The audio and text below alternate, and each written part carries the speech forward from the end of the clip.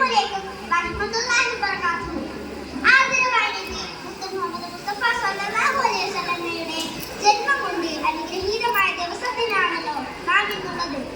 കഴിഞ്ഞ കുറേ ദിവസമായി ഒരു മഹാദുരന്തത്തിന്റെ വേദനയിലാണ് നാം ഓരോരുത്തരും.